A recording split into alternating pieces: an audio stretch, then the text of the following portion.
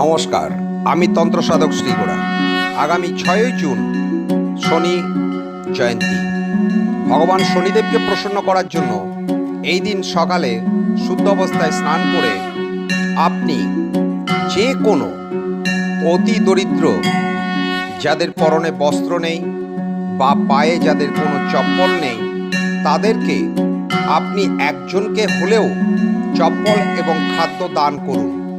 দেখুন, ভগবান শনিদেবের অসীম কৃপা আপনার উপর পড়বেই এবং তার কৃপায় আপনি ধনধান্যে সম্মানে আপনার জীবন সুখী হবে।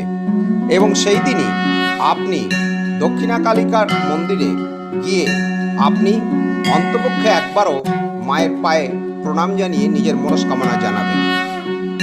যে কোনো তন্ত্রকার্যের জন্য আমার সঙ্গে নিম্নলিখিত নাম্বারে যোগাযোগ করুন।